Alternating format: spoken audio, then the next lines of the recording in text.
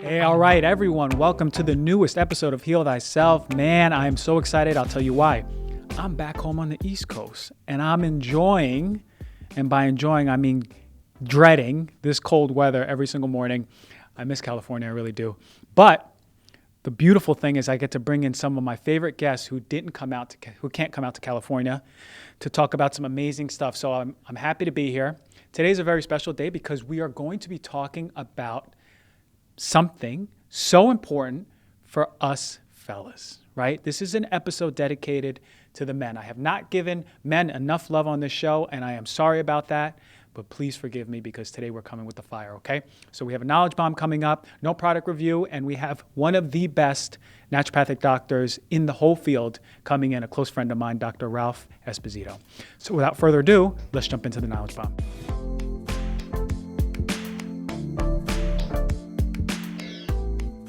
All right, so if you're a man or you have a loved one who's a male or dad or, brother, grandfather, uncle, best friend, coworker, someone you just recently met, regardless, we have to talk about prostate cancer. We have to, because everyone pretty much will get prostate cancer in their life. It just depends on how aggressive it is and if it will kill you.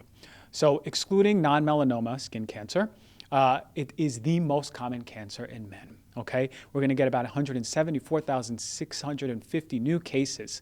That's a 6% increase from last year. And then out of those new cases, thank God, a smaller amount, but one death is too much already, 31,620 deaths will come. That's a 7% increase. So about 1 in 6 to 1 in 9 men in their lifetime will get prostate cancer. African Americans are more susceptible, especially to aggressive prostate cancer. The average age of diagnosis is 66. So, like breast cancer, it is never too early, right? I'm in my 30s. It's not too early right now, especially if you have a first-degree relative like your father or your brother, someone in your family who has had prostate cancer. It's very, very important to make these interventions now. So what are the risk factors for prostate cancer? Okay, so over 65 years of age.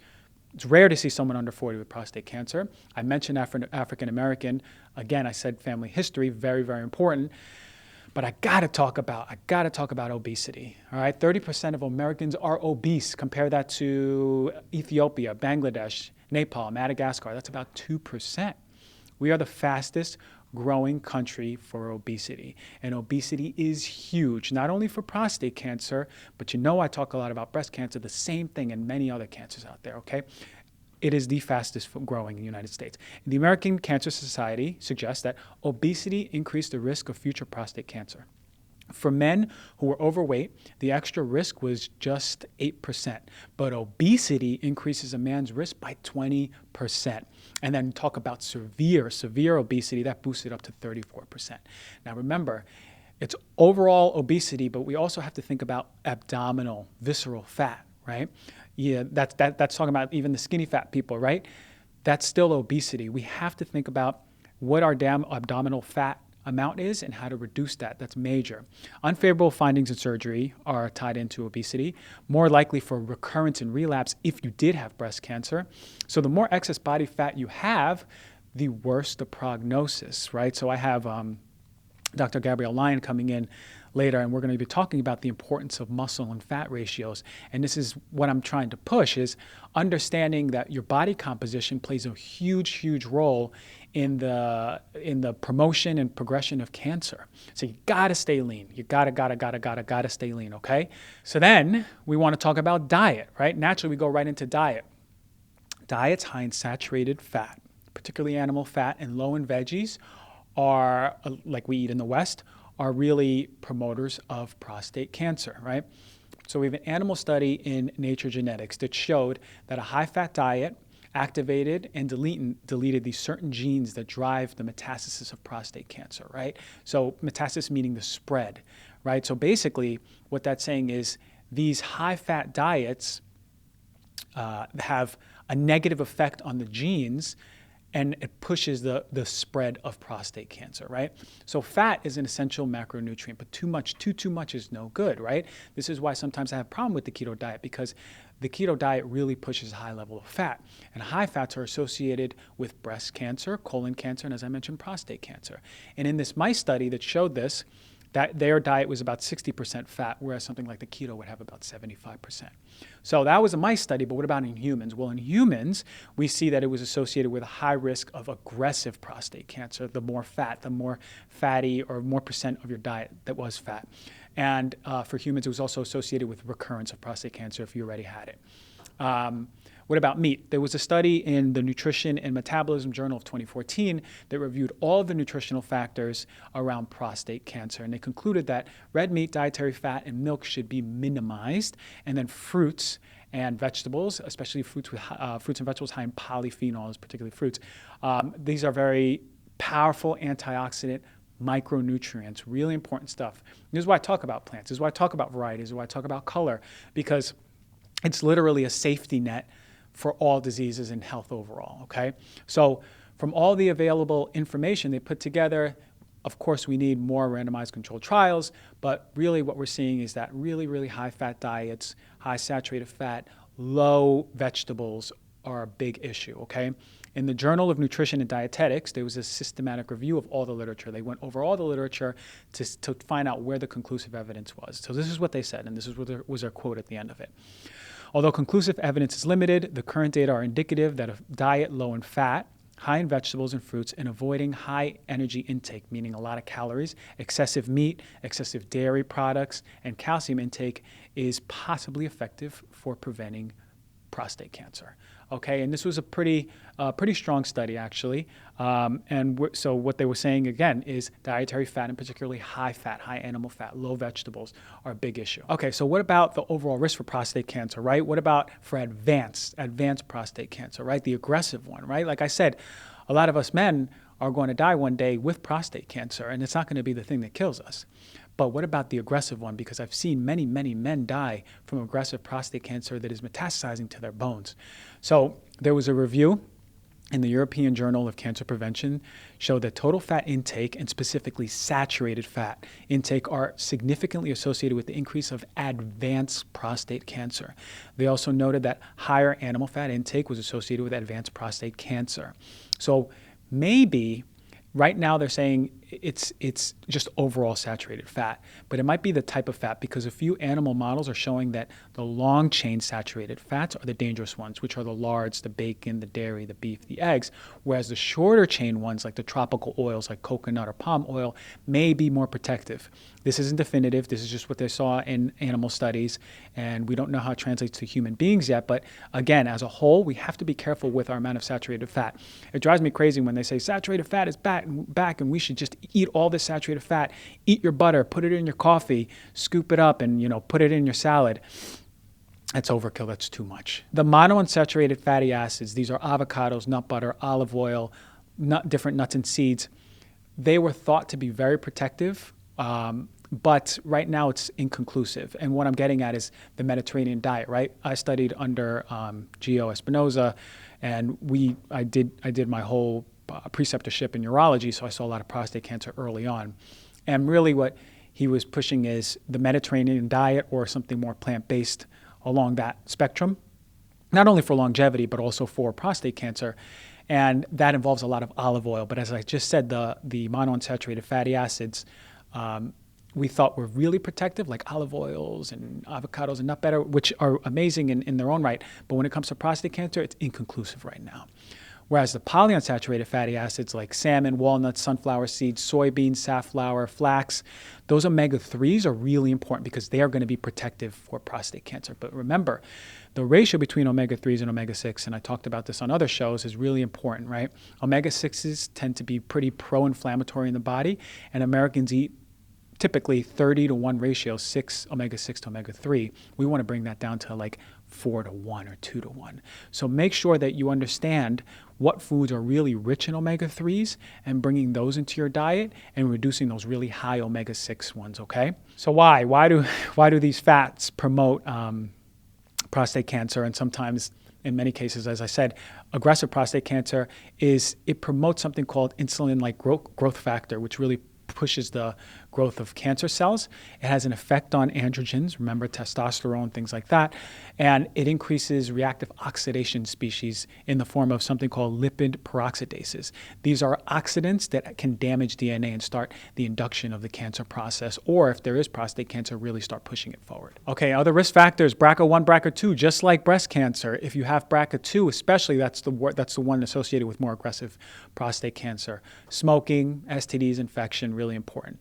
All right, so look, hopefully you put your dad onto this, or you put your uncle onto this, or someone that you really care about, and they're listening and they go, okay, well, I hear all of that, but what do I do?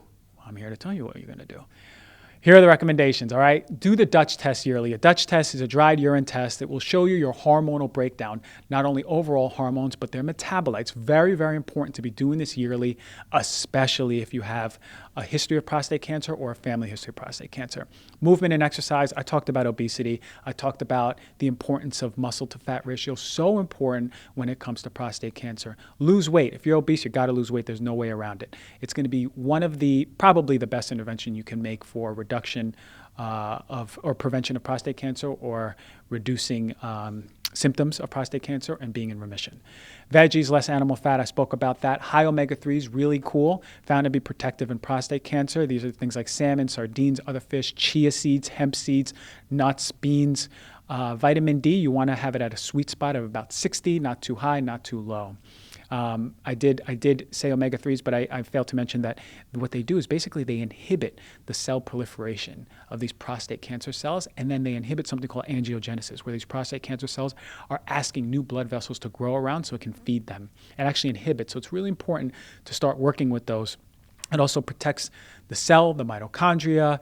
It induces something called apoptosis, so those prostate cancer cells are actually dying because of it. I'd avoid calcium supplements. I don't think calcium should be a supplement.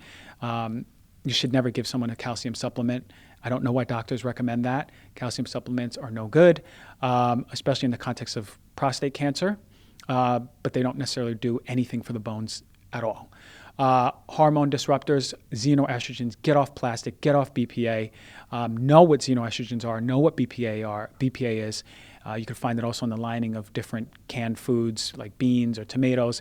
Know where you're finding it and what's disrupting your hormones. Green tea daily, across the board. Green tea is amazing. Make sure you're getting a really high quality one. There's Encha and Peak. Those are very good green teas. If you're going to be drinking it daily, you can want to make sure they have low or no heavy metals. Turmeric as a spice. Burlap and barrel is one of the best ones to find your turmeric. Make sure you're cooking with it every single day as an anti-inflammatory. Cruciferous vegetables. Doesn't it sound a lot like breast cancer when I start talking about this? It's because they're very closely knit, especially the way they're promoted through the hormonal pathways, how we're seeing these cancers progress. Cruciferous vegetables are going to be lowering that estrogen in the body, metabolizing estrogen. Coffee was shown to be protective. Soy, I'm going to talk about with Dr. Ralph coming in soon. Always get your prostate checked, especially if you have family history. Make sure you're getting that digital rectal exam. Controlling that stress, meditation, yoga. You got trauma, you got to deal with it. You got to release that trauma, okay? Lycopene. Remember, if you eat a raw tomato, you're not getting enough lycopene. You're getting a lot of vitamin C. You have to cook that tomato to start liberating or creating that lycopene. So you want to cook it on low for about 20 minutes and a little bit of oil, and you'll be creating a mush that is lycopene rich. Okay. I didn't mention one thing purposefully, because when I know that Dr. Ralph comes on, we're going to go into it. He is so passionate about prostate. He is so prostate cancer, hormones, and just prevention in general, and you'll see it come through. So I'm really excited to get him on. We're really going to go back and review a lot of this stuff. And listen, this show is for everyone's loved ones who we want to prevent prostate cancer with, who have had prostate cancer, and we're going to be changing lives with this. So let's get Ralph on and move to the next segment.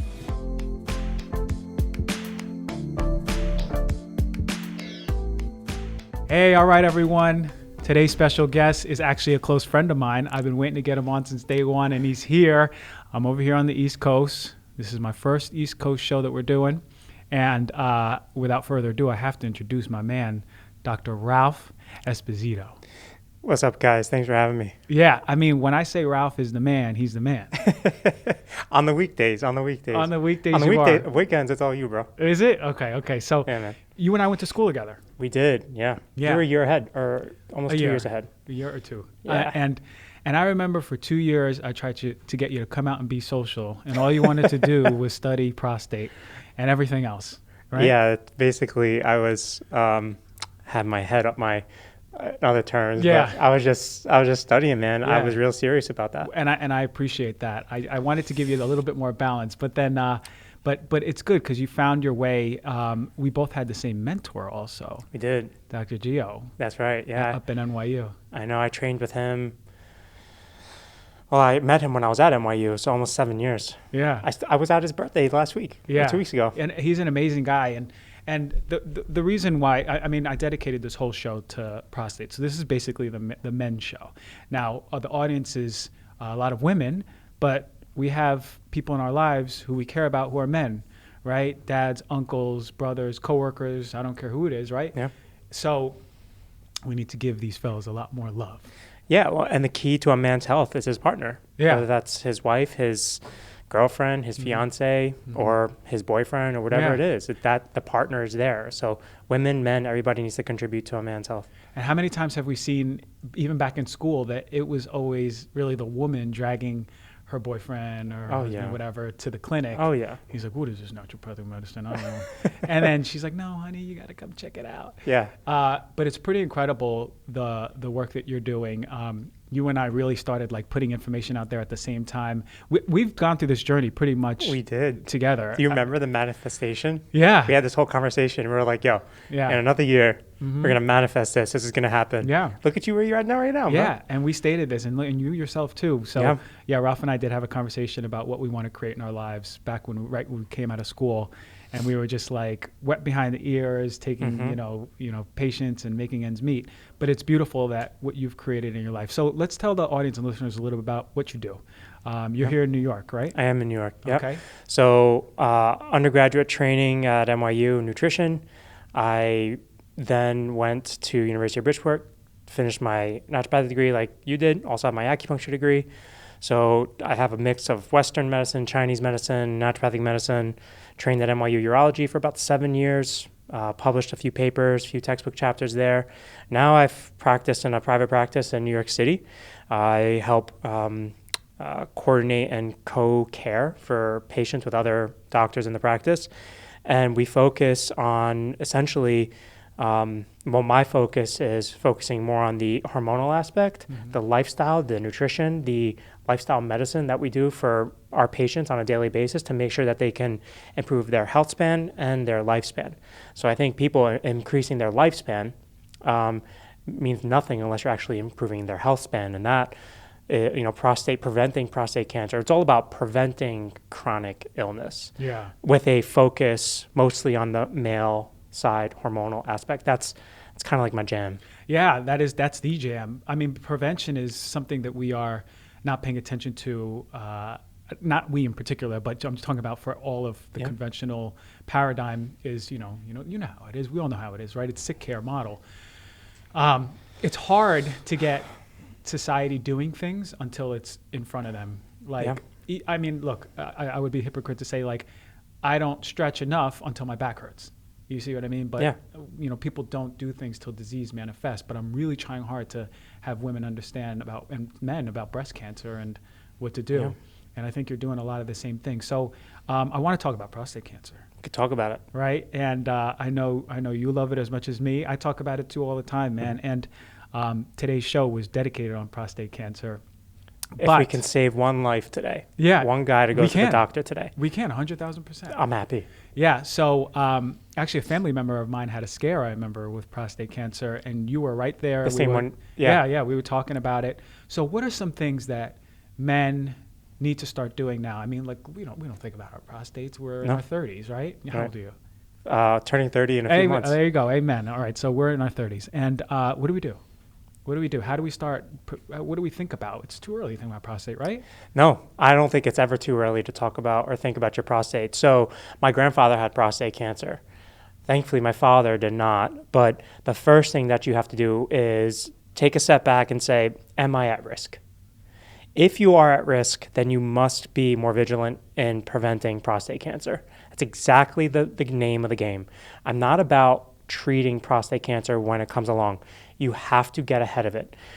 The big thing to understand is prostate cancer, most men will die with prostate cancer than die from prostate cancer. So essentially, you and I will have prostate cancer at some point, whether it's at our 60s, 70s, 80s, 90s, we will have it. The question becomes, is it an aggressive prostate cancer and does it kill you? And the measures that you need to take in order to prevent that in your 60s, 70s, 80s, 90s start today. And it starts with nutrition, it starts with sleep, it starts with exercise, and it starts with lifestyle and stress modification. Those are the 4 things that you need to really get in tune right now. Then come along the screening aspects, which we're definitely too young for that. But as you get into your 40s, that's when you start having to screen with, PSA, getting your prostate checked with your doctor. That's the first step. Assess your risk factors today. Mm-hmm. And risk factors being, okay, did my uncle have it? Is that the big risk factor, or my dad or my brother? So the largest risk factor occurs if a first-degree relative had prostate cancer. Mm-hmm. So uncle would not count. Grandfather would not be a huge risk factor. But if your father and or your brother had prostate cancer, your risk also goes up. Now, if your father or brother had an aggressive prostate cancer, it's kind of like a double mark on it. So I basically assess prostate cancer risk as, do you have 1 up arrow? Do you have 2 up arrows? Do you have 3 up arrows? Or is it just infinite? Oh, I think, and I don't know this for a fact, as to how do you measure, is it 2 or 3 or is it 5, yeah. right? How do you measure that? I don't know, but that's the art of medicine. Mm-hmm. That's what makes what we do so beautiful. So the way I look at it is, if your father, your uncle, your brother had prostate cancer, and if it was aggressive, I give you 3 up arrows. Mm-hmm. At 40 years old, you're getting a prostate exam and you're getting a PSA test, and then depending on that, we'll, move forward. Mm-hmm. Yeah, I do something very similar for breast cancer, except I draw a big diagram. When it comes to, you mentioned basic stuff that we're not paying attention to, right? You said sleep. Yeah. But how many of us sacrifice sleep as the first thing? And this past year, I've made it an effort to really put a lot of power into what I'm doing with my sleep. And it makes a huge difference. I mean, sleep is top tier. I think you were texting me about this maybe 2 or 3 weeks ago. You're like, yo, look at my data here. Look at my sleep numbers. Yeah, because we both share the Aura ring. Yep. And I got mine a little late in the game. But when I got it, I was getting sleep scores of 55, 65, 65, 69, and I just couldn't break even 70. And I wasn't understanding why I wasn't sleeping. I mean, I was in bed for 8 hours. What do you mean? But I'm getting 6.5, maybe 5.5 hours of sleep. So what's the value of sleep when it comes to, we know that it does everything for health, but how about in the context of prostate cancer? Yeah, so is there a study that says men who have 7.5 to 8 hours have a X amount reduction in prostate cancer risk? I don't think there is one that I've read that really convinces me that sleep prevents prostate cancer. But mechanistically, I can tell you exactly why I think it's essential to prevent most cancers, but let's focus on prostate cancer. And now we're going to go into the conversation of hormones, right? So cortisol, testosterone, estrogen. If you have poor sleep, okay, if you're getting, and definition of sleep deprivation is less than 6 hours per day. That's deep sleep deprivation. I consider sleep deprivation less than 7 hours per day. So if you're not, or per night, if you're not getting 7 hours of sleep, you are already putting yourself at a risk of multiple health issues, health risks. But when you look at prostate cancer per se, can I say that, this exact mechanism, which I'll explain in a second, is the end-all be-all, you must follow this in order to prevent prostate cancer? No, because it's a multifactorial, multivariable disease, right? And like everything. Like all cancers too. Like all cancers, and you know this, right? Mm-hmm. But I can argue that men who have sleep deprivation have lower levels of free and total testosterone. So if you want to correct a man's testosterone levels, you have to first look at their sleep. Mm-hmm. If you can correct their sleep, their testosterone levels will correct. So what does that matter? Ralph, testosterone causes prostate cancer. Well, actually, not entirely true. And a lot of the literature suggests that low free testosterone levels and low total testosterone levels over a long period of time actually increases your risk of aggressive prostate cancer. So if you told me, what do I need to do to make sure I have healthy hormone levels to make sure that my prostate is going to stay healthy? I would say you need to sleep first. Okay, so just testosterone, great. What else? Cortisol. Cortisol levels will spike when you have low sleep, and we see this all the time. I do a lot of glucose testing with my patients, so I'll check like their hemoglobin A1C. I'll check their morning blood glucose with like a finger prick, right? And they always ask me, well, why is my morning glucose so high? Well, it's your cortisol. Your cortisol is high because you're not sleeping. What does cortisol do? It ramps up inflammatory markers. It increases interleukin-1. It increases interleukin-6, right? It increases all these pro-inflammatory markers. And if you really want cancer to survive, you need to provide it with an environment that is nourishing to cancer cells. What I'm trying to do is starve it of that environment. So I don't want cortisol in there. I don't want low testosterone levels in there. I don't want high estrogen levels in there. That's not what I want. I want the opposite. And sleep is the major regulator in actually achieving those. And it's something that you have to do on a daily basis. Yeah, that's literally like taking a daily capsule or daily medication. Like the amount of emphasis that has to come for sleep, especially if you've been diagnosed with cancer, can't be understated, right? Absolutely. It even allows the medications to work better, right? It even allows your body to recover. If you have prostate cancer and you're not sleeping and you're undergoing chemotherapy or radiation or you had a prostatectomy, you think you're going to recover if you're not sleeping? Like that's when we release growth hormone. That's when we release our restorative hormones. That's when our cortisol levels should be the lowest. Right? And you spoke with Carrie Jones, Dr. Jones, right? He talked about cortisol awakening response and high cortisol levels. Well, it shouldn't be high overnight. It should be low overnight. And then also talk about melatonin. Yeah, that's right? what I was going to get. That was literally my next thing. I read your mind. The power of melatonin at night. Yeah. Anti-cancer, anti-inflammatory, antioxidant. Absolutely. It also inhibits an enzyme called gonadotropin inhibitory hormone, right? So you've probably seen this or we spoke about it, but melatonin makes sure that your body's ability to create its own hormones is not inhibited. And we know that there is some literature suggesting that melatonin at higher doses can be preventive or therapeutic in cancer patients. So if you don't sleep, you have high cortisol levels, you have very low endogenous melatonin levels, you're really just asking for it. Yeah, you're creating that environment that you're alluding to right there of cancer growth. Now, you mentioned nutrition, and earlier in the show, I went over all of these nutrition points with prostate cancer, but I purposefully didn't touch on dairy. Okay. Because I want to know what the great Dr. Ralph says about dairy and prostate cancer. I mean, you and I eat differently, but there's something that I always talk about. I don't think that dairy has a role, and I think it causes a lot more damage than good for people, especially even quality, but really what it does for these patients is something that I think we can remove. I mean, you've seen patients or women with androgenic acne or something, and like these hormone tests that we do, we take it out and it gets better so fast. And we're like, Jesus, dairy? No one ever told you about dairy. What do you have to say? Oh man, are we gonna open a can of worms here? It's not a simple conversation. I can't tell you that dairy causes prostate cancer. I also can't tell you that dairy doesn't cause prostate cancer. The literature, I believe it was the Physicians' Health Study, which is the most recent, did a big analysis on dairy and prostate cancer risk. And they found that there was a hazard ratio of about, I think it was like 1.7 or 1.8 for individuals who had more than 3 servings of dairy a day. So that's 8-ounce cup of milk, that's 2 to 3 ounces of cheese, probably cottage cheese, yogurt, all of the above. And they found that those individuals who had higher levels of dairy were correlated with higher rates of prostate cancer. So in my mind, my first question is, well, what does that tell me about what's going on?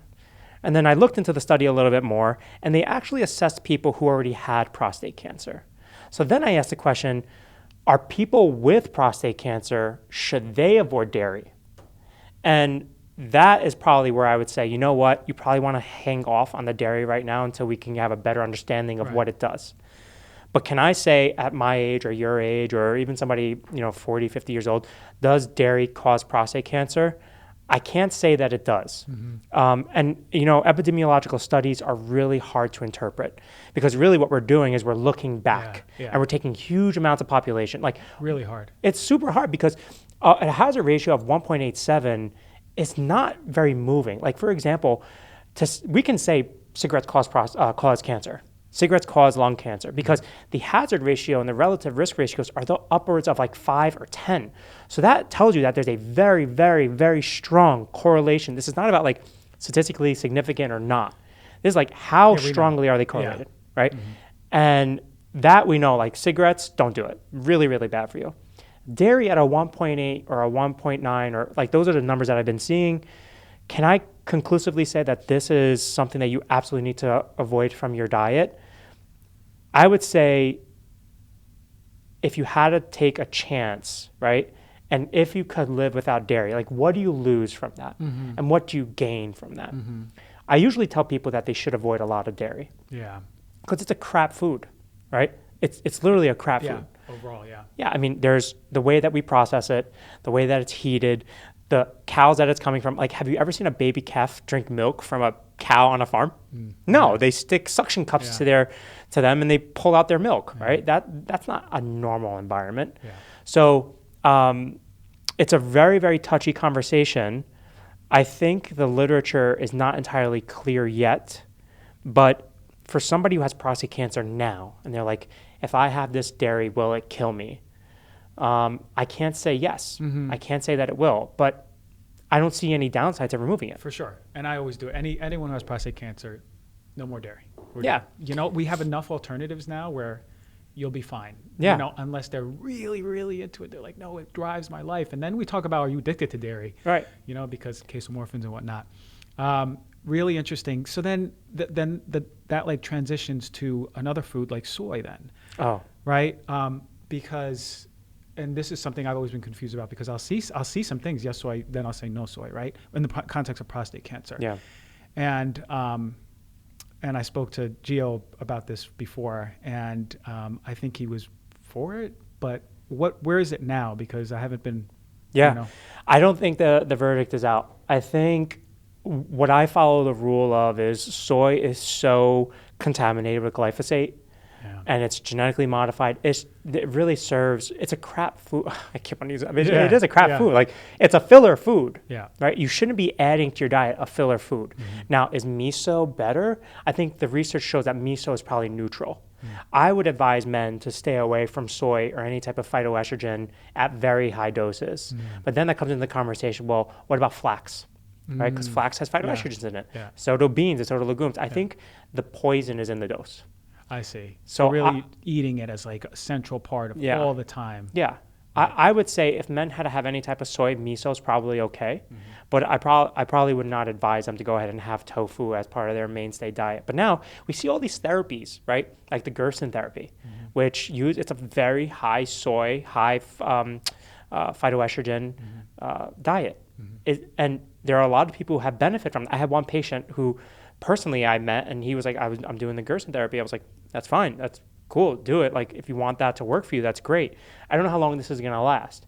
And it lasted and he had reduction in his PSA, but then it came back with a vengeance. Is that a result of just the natural progression of the cancer? Is that a prevention? It's always hard to tell. It really is. It's hard. Now, does that have to do with a low protein diet? You know, prostate cancer is very unlike other types of cancers because it's a very slow growing cancer and you can miss it a lot.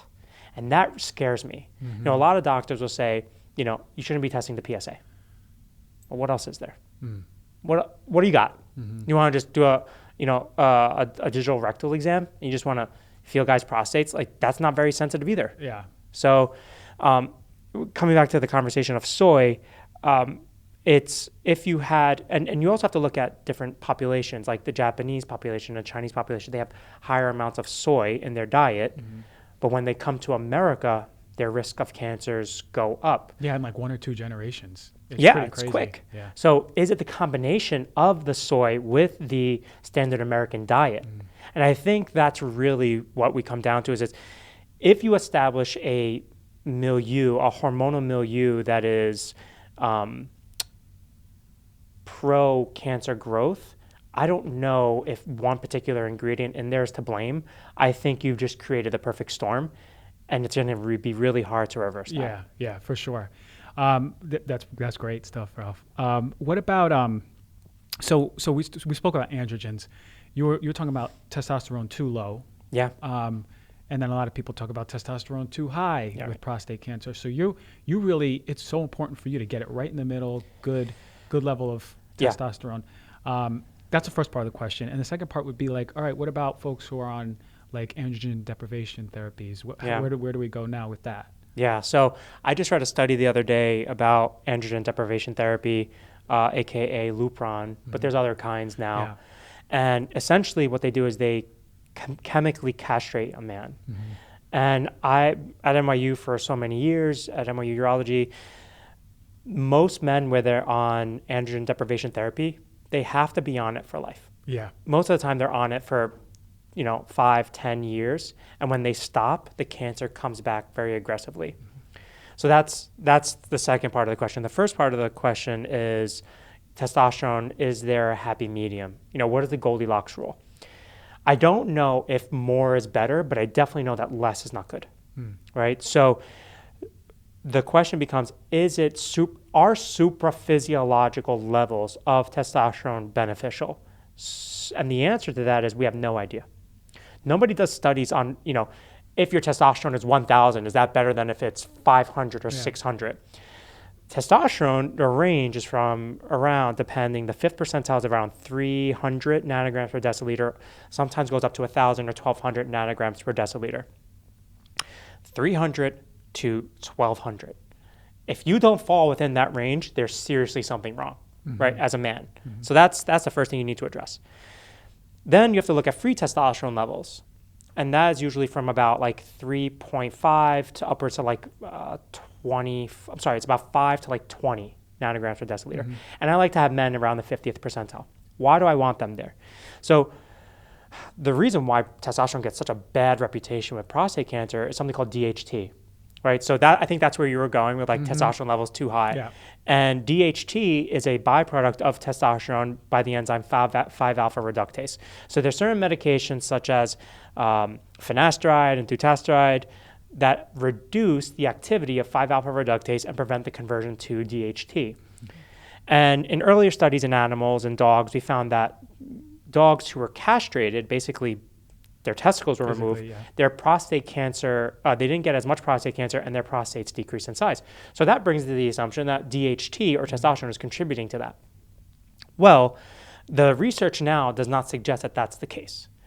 And recent research, I was actually just wrote a chapter in the textbook of natural medicine with Gio, actually, and we were talking about DHT and the impact on the prostate. And it's not DHT exactly per se, but it's the metabolites of DHT. Nobody ever looks at those. The one test that does do that is Dutch. They look at the 5-alpha metabolite of DHT. There's also a 5-beta metabolite. And this falls into breast cancer as well. It's estrogen receptors that are the problem and contributing factors to prostate cancer. I think that's like the one thing that most people have a complete misconception of. It's not the testosterone. It's high estradiol and high activation of estrogen receptor alpha. I'm getting like really geeky right now. You got to slow me down. No. People need to know this. And if it doesn't, it just, the information is the information. Like we'll get it. You know? And that's so interesting because that makes sense, right? Because we talk about BPA, right? And how it's associated with breast cancer and prostate cancer. I mean, you have these xenoestrogens coming into the body, right? And pushing forward this cancer. And, that makes complete sense. So to summarize then, you're saying not necessarily testosterone receptors, it's really estrogen receptors. It's estrogen receptors alpha. The beta help prevent, so the beta receptors promote differentiation. So when we see Gleason scores on prostate cancer cells, you're looking at, how much does this cell look like a cancer cell? How well differentiated is it? And estrogen receptor beta helps to promote differentiation. So it allows it to look more like a normal cell. And when we see cancer cells, we say this is poorly differentiated or not well differentiated. And that's the action of estrogen receptor alpha. So a lot of animal studies, they knock out estrogen receptor alpha. It's gone. You just have beta, and the cancer cells slow down. I mean, I think in animal studies went from like animals that had the estrogen receptor estrogen receptor alpha knocked out, they had like a 5% risk of prostate cancer. They developed 5%. 5% of those mice develop prostate cancer. You wipe out the beta receptor in mice, and the risk of prostate cancer goes way up, almost by 50%. So the beta receptor is protective, but it depends on what binds to it. And it's estradiol that has the biggest impact. Okay. So you have to look at those. Yeah, and I wonder if the xenoestrogens are binding to the alpha. It's a great question. I have not seen any studies that tested the impact of xenoestrogens like BPA on the estrogen receptor. It may be there. I haven't seen it. But then you have to look at the estrogen metabolites. 2-hydroxyestrone, 4-hydroxy, and then 16-hydroxy. Those are also binding to estrogen receptors. Yeah. And we know the 4-hydroxy is problematic. You've had this discussion before, I'm sure. Yeah, 100%. So you're asking amazing questions, Chris. I'm into it. Yeah, man. And I really wish I had simple answers, but this is so complex that it frustrates me a lot of times when a lot of these people on social media are like, they act as if they know the answer. Yeah. Like, this is the answer. No. There's pretty much never an answer definitively for anything in medicine, period. No. It's so hard because every time I think I know something, all of a sudden a new study comes out. I'm like, okay, well, this says the opposite. Now what? Now I have to go back. Absolutely. It's literally like you're always learning and moving and new stuff. So and everyone should be doing the Dutch test. If you have prostate cancer or breast cancer, do the Dutch test. Or before. Like I have one done. I have one done. Like we should, as men and women, we should do this every single year, especially if we have a first degree relative. Yeah. We have to be on it. The other thing you mentioned was exercise and movement. Yeah. Right. And I know you're big into working out. I've seen you building muscle. You look like a fitness model now. Not quite.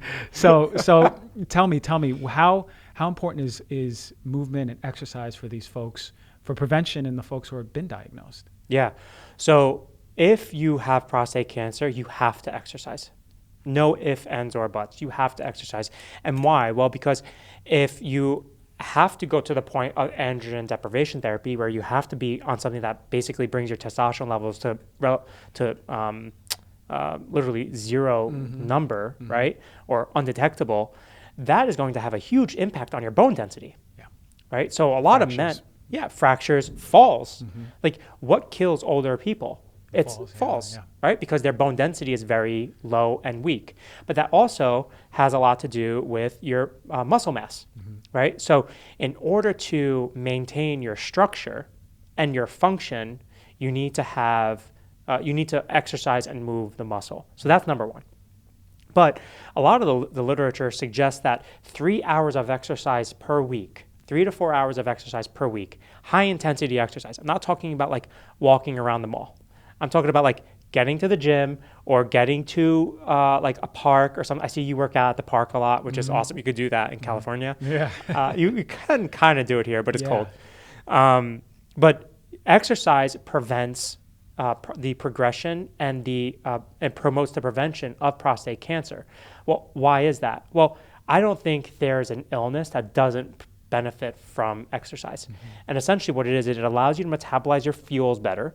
It allows you to utilize sugar as energy better, and it prevents you, and it helps manage your hormonal levels, right? We got back to our conversation on cortisol. What do people do to de-stress? I see people like post memes. It's like the gym. This is my therapy, right? Yeah. Well, it helps you de-stress, and stress is a major contributing factor to prostate cancer and low hormonal levels.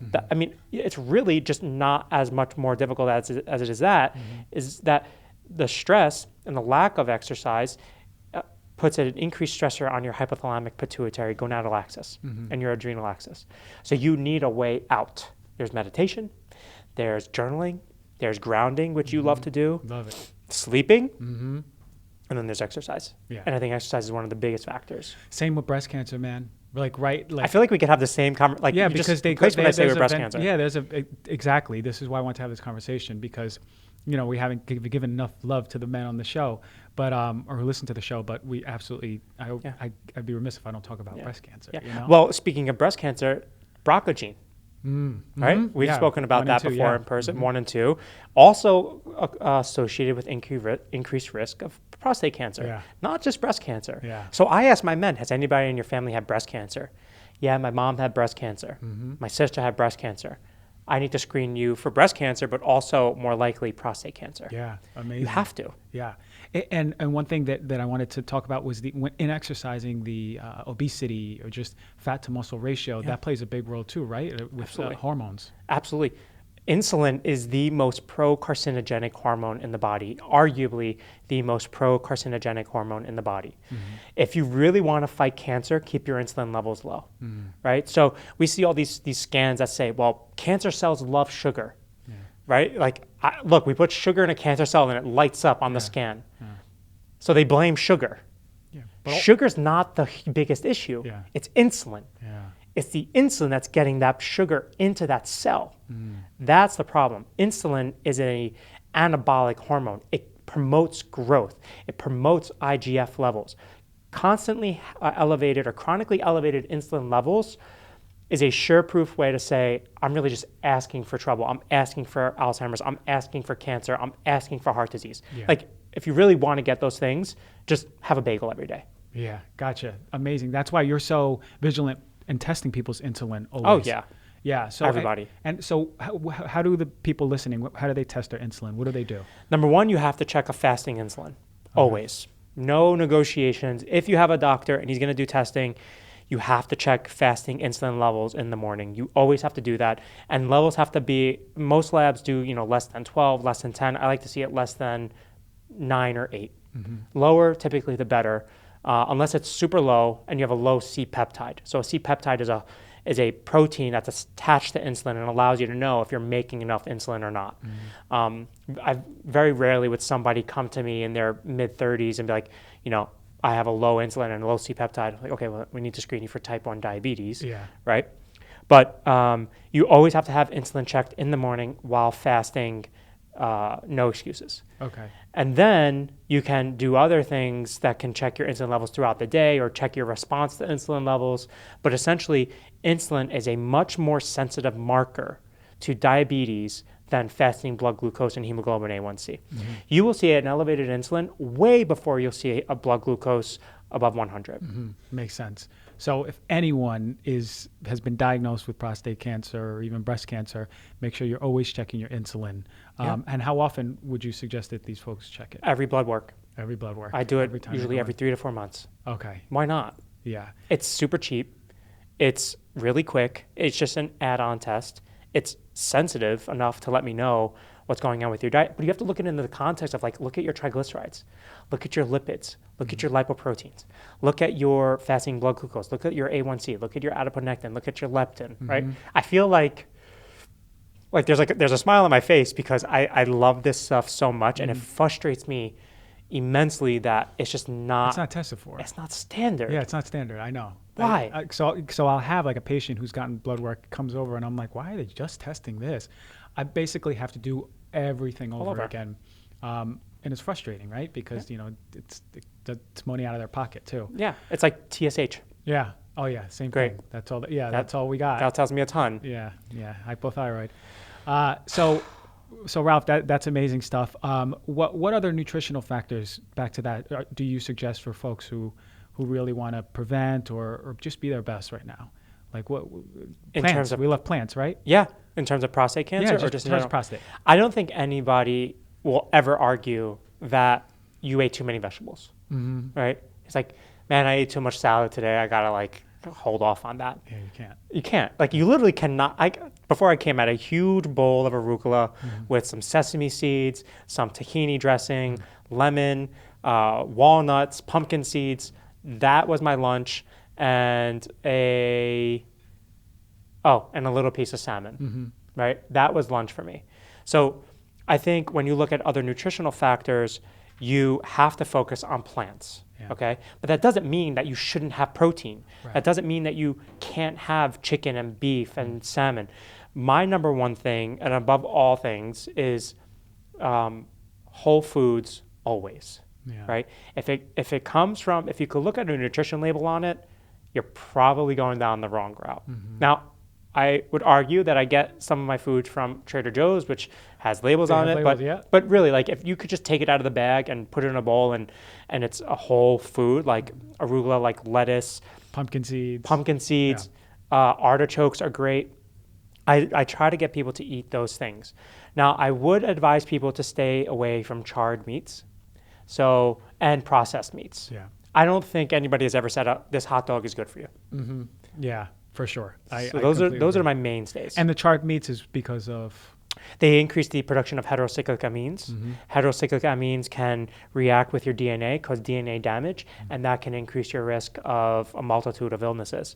Mm-hmm. You can also check your DNA damage via 8-OHDG, 8-hydroxydeguanidase, guanosine or guanidase? Guanosine. Guanosine, Yeah, guanosine. And that's on the Dutch test, too. It is on the Dutch test. So it's part of it. So like I said, it's all in one. I don't even they need to sponsor this show. That's what they need to do. No I'm affiliation. over here, I talk about it them. like every other show because I love the test. Yeah, and that's really good.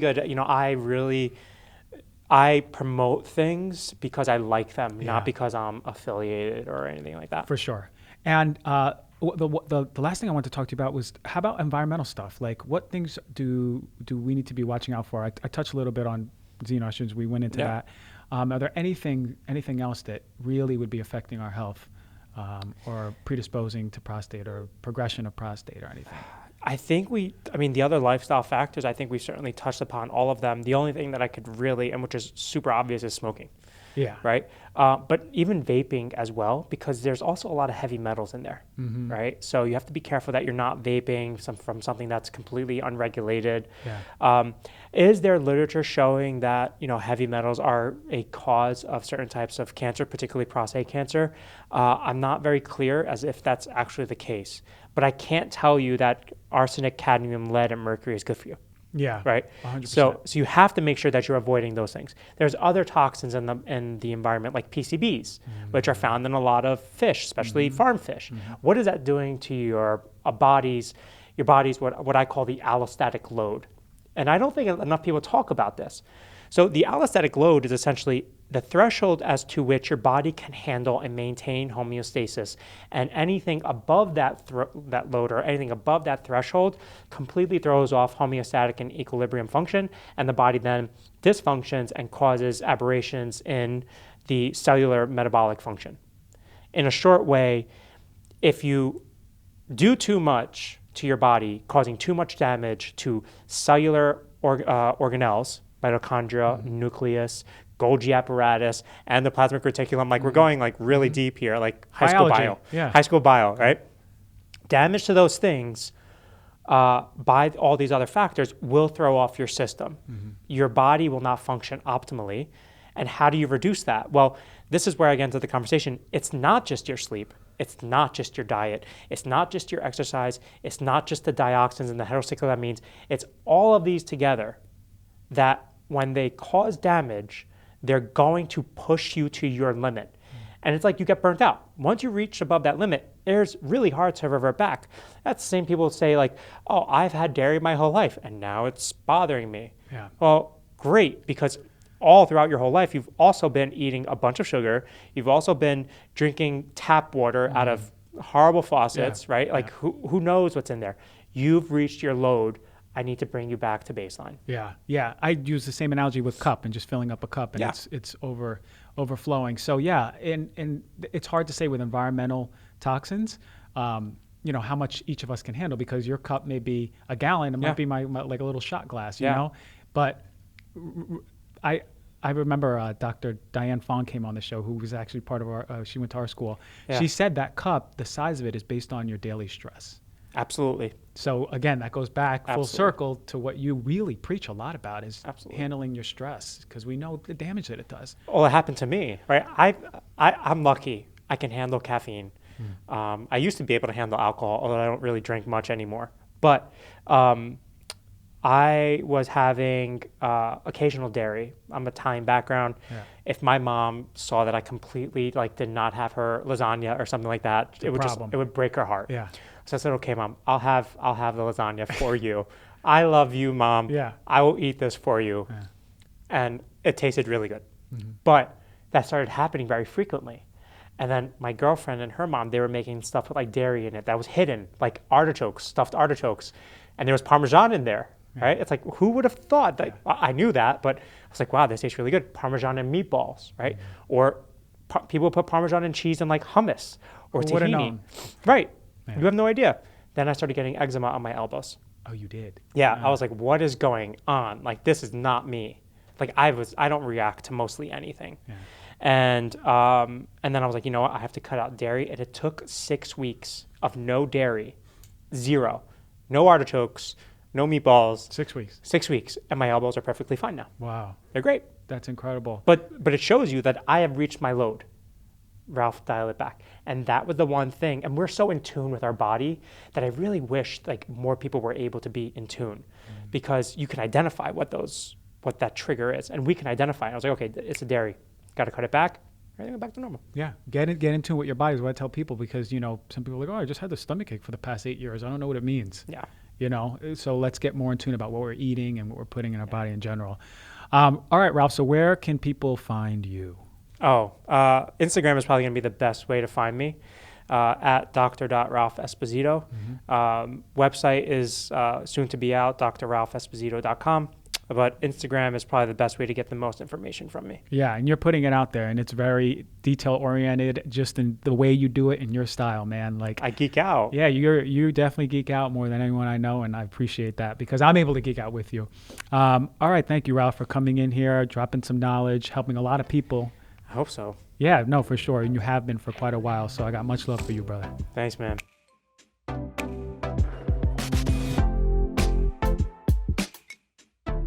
All right, what an amazing interview. I tell you, when I said this guy's passionate, when I told you this guy was going to geek out, I was not lying. It comes through every day. It's since I've known him in med school. Wonderful guy, wonderful insight. I really hope this helped. If you have any questions, reach out to both of us. If you have a loved one with prostate cancer, reach out to both of us. It's something that we both love doing. And yeah, I hope that helped. Hope it saved some lives. And it's high vibration love. Make sure you're reviewing, rating, subscribing, and really giving love to the show as we are giving love to you. Thank you. Get ready for next week. We're coming with the fire.